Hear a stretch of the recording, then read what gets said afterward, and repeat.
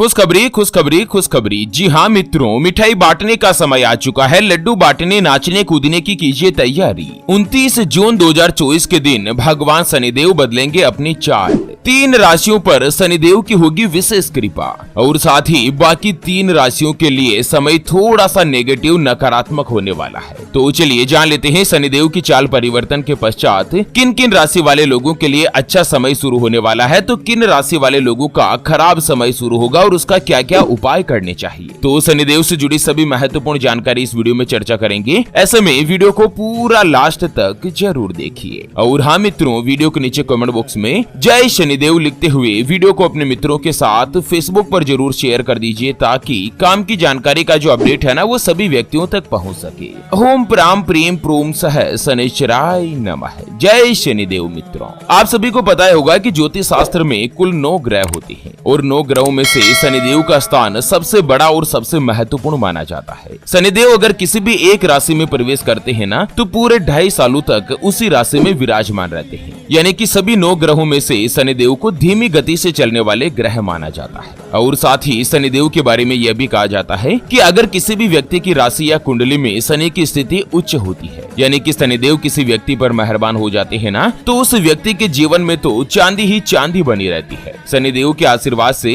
रंक से राजा बन जाता है, कंगाल से माला माल बन जाता है। तो चलिए एक एक करते हुए जान लेते हैं शनिदेव से जुड़ी सभी महत्वपूर्ण जानकारी। आपको बता दें, शनिदेव अभी वर्तमान में कुंभ राशि में विराजमान है, जो कि 29 जून 2024 की रात में 11:49 पर वक्री होंगी। यहाँ पर वक्री होने का मतलब होता है शनिदेव का चाल परिवर्तन करना। फिलहाल शनिदेव सीधी चाल में विराजमान है, जो कि 29 जून की रात को 11:49 पर उल्टी चाल में प्रवेश करेंगी, जो कि ठीक 15 नवंबर तक यानी कि अगले 5 महीनों तक इसी अवस्था में बने रहेंगी। इस दौरान 5 महीनों का जो समय है वो 3 राशि वाले लोगों के लिए अच्छा, तो 3 राशि वाले लोगों के लिए नुकसानदायक रहने वाला है। तो चलिए सबसे पहले तो जान लेते हैं कि शनिदेव के वक्री होने के बाद किन किन राशि वाले लोगों के लिए अच्छा समय शुरू होगा, किन राशि वाले लोगों के लिए भाग्यशाली रहने जा रहा है। तो चलिए जान लेते हैं। सबसे पहली जो भाग्यशाली राशि बनेगी वो आती है मेष राशि, जिनके नाम का पहला अक्षर चू चे चो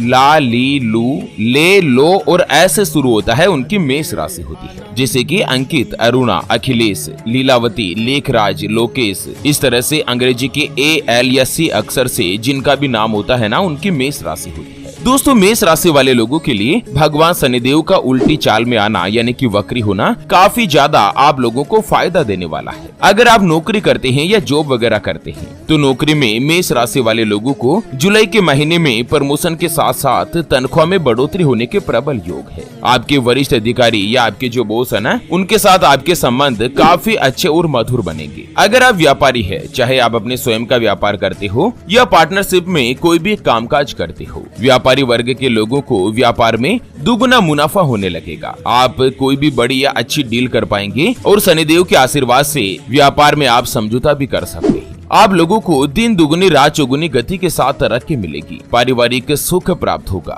यात्रा आदि पर जाने का योग भी बन रहा है। मेष राशि वाले लंबे समय से अगर किसी भी प्रकार के कर्ज से परेशान थे, तो अगले 5 महीनों के दौरान शनिदेव के आशीर्वाद से आप उस कर्ज को भी काफी ज्यादा हल्का कर पाएंगे। यूँ कहें कि आप उस कर्ज को लगभग चुका ही सकेंगे। दोस्तों, भगवान शनिदेव का आशीर्वाद पाने के लिए ज्यादा से ज्यादा संख्या में वीडियो के नीचे कमेंट बॉक्स में जय शनिदेव जरूर लिखें और वीडियो को फेसबुक पर भी शेयर कर दीजिए, ताकि सभी व्यक्तियों तक यह काम का अपडेट जो हो पहुंच पाए। चलिए जान लेते हैं शनिदेव की चाल परिवर्तन के पश्चात अगली यानी कि दूसरी जो भाग्यशाली राशि बनने जा रही है वो आती है वृश्चिक राशि, जिनके नाम का पहला अक्षर तो ना नी नू ने नो या ये और यू से शुरू होता है, उनकी वृश्चिक राशि होती है। वृश्चिक राशि वाले लोगों के लिए भी शनिदेव का उल्टी चाल में प्रवेश करना आप लोगों को माला माल बनाने वाला है। 29 जून से लेकर 15 नवंबर तक यानी कि ये जो 5 महीनों का समय है, यह आप लोगों को करियर, नौकरी और कारोबार सभी क्षेत्र में शानदार तरक्की प्रदान करेगा। आपका बैंक बैलेंस बढ़ेगा। जीवन साथी के साथ कहीं पर भी आप घूमने का प्लान प्लान बना पाएंगे और लंबे समय से जो भी आपके अटके हुए या रुके हुए कार्य है ना, वो धीरे धीरे बनने लगेंगे। अगर वृश्चिक राशि वाले कुंवारे हैं या सिंगल है और लंबे समय से अपने लिए किसी अच्छे रिश्ते की तलाश कर रहे थे, तो जुलाई अगस्त का महीना आप लोगों के लिए भाग्यशाली रहने जा रहा है। आपको उचित जीवन साथी की प्राप्ति होगी और मनपसंद जगह पर आपका रिश्ता होने वाला है। चलिए जान लेते हैं शनिदेव की उल्टी चाल में प्रवेश करने के पश्चात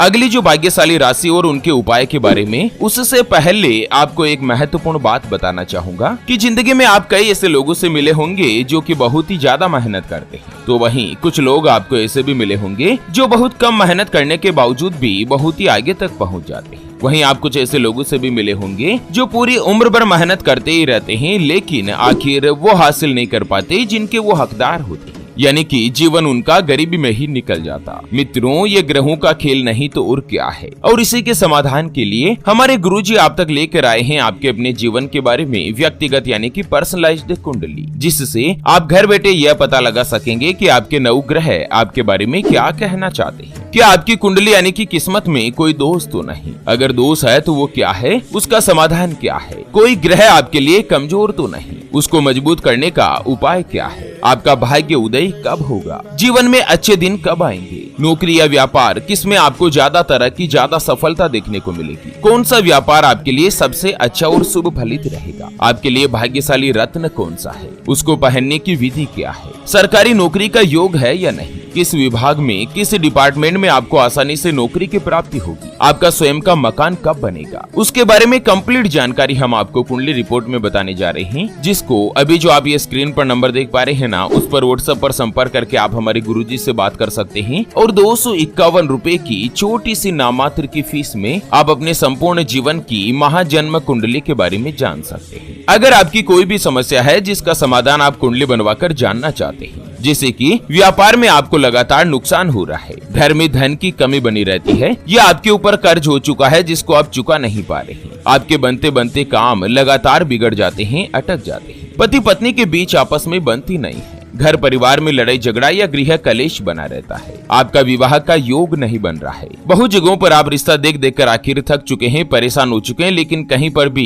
कोई भी रिश्ता फाइनल नहीं हो पाता, यह रिश्ता होकर बार बार टूट जाता है, आपको संतान का सुख नहीं मिल रहा है, बच्चों का पढ़ाई में मन नहीं लगता, बच्चे लगातार सरकारी नौकरी या किसी अच्छी जॉब की तलाश कर रहे लेकिन उनको सफलता नहीं मिल पा रही है, या लड़का लड़की का विवाह होने जा रहा है, संबंध होने जा रहा है, चाहे लव मैरिज हो या अरेंज मैरिज हो, विवाह से पहले आप दोनों का कुंडली मिलान करवाना चाहते हैं, अष्टकूट रीति से गुण मिलान करवाना चाहते हैं। अगर कुछ भी समस्या है तो स्क्रीन पर दिए गए नंबर पर व्हाट्सएप पर संपर्क करके आप हमारे गुरुजी से बात कर सकते हैं और 251 रुपए की छोटी सी नामात्र की फीस में आप अपने संपूर्ण जीवन की महाजन्म कुंडली के बारे में जान सकते हैं। चलिए जान लेते हैं भगवान शनिदेव की सीधी चाल में आने के बाद अगली जो भाग्यशाली राशि बनेगी वो आती है वृषभ राशि, जिनके नाम का पहला अक्षर ई उ ए ओ वा वी वू वे और वो से शुरू होता है, उनकी वृषभ राशि होती है। वृषभ राशि वाले लोगों के लिए 29 जून को जैसे भगवान शनिदेव वक्री होंगे, उसका सीधा फायदा आप लोगों के लिए ही रहने जा रहा है। भगवान शनिदेव का वक्री गोचर करना काफी अच्छा और शुभ होने वाला है।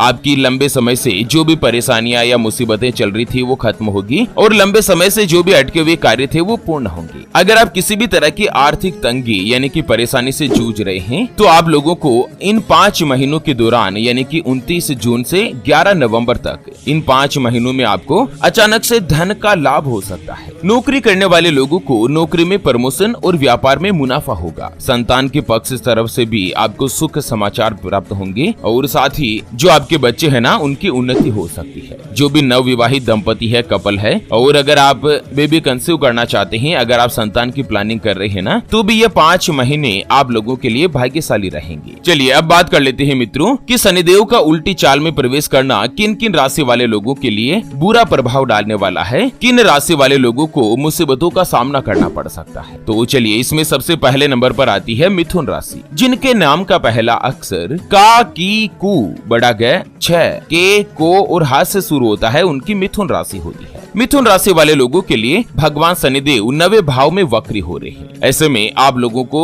थोड़ा सा संभल कर रहने की आवश्यकता है। शनिदेव का 9वें भाव में वक्री होना किसी न किसी तरह से आपको देरी का सामना करना पड़ सकता है। आपकी नौकरी में ट्रांसफर भी हो सकता है। आप अपने आप में ही असंतुष्ट यानी कि अनसेटिस्फाई महसूस करेंगे। अगर आप नौकरी बदलने के बारे में सोच रहे हैं तो मैं आपको ये सलाह देना चाहूंगा कि फिलहाल 1-2 महीने तक आप इंतजार कीजिए और आपका ध्यान अध्यात्म की तरफ ज्यादा लगाएं। मानसिक रूप से आपको परेशानी और पीड़ा का अनुभव भी हो सकता है। भगवान शनिदेव का उल्टी चाल में प्रवेश करना आर्थिक रूप से आपको समस्या का सामना करवा सकता है। आपके खर्चों में बढ़ोतरी हो सकती है और धन से जुड़ा यानी कि आर्थिक कोई भी अगर आप फैसला लेते हैं, डिसीजन लेते हैं ना, तो उससे पहले आप लोगों को सोच विचार करना काफी ज्यादा अनिवार्य है। आप लोगों को उपाय बताया गया है कि भगवान शनिदेव को प्रसन्न करने और उनका आशीर्वाद पाने के लिए किसी भी शनिवार के दिन 1.25 किलो काले चने का अलग अलग 3 बर्तन में आपको उसको भिगोकर रखना है और उसके बाद सुबह सुबह नहा धोकर साफ और स्वच्छ वस्त्र पहने और शनिदेव की पूजा अर्चना करें। फिर इन चनों को सरसों के तेल में छोंक कर इनका भोग शनिदेव को लगाएं और इसके बाद पहला 1.25 किलो चना जो है ना वो भैंसे को खिलाना है। भैंसा मतलब जो बफेलो होता है। दूसरा 1.25 किलो चना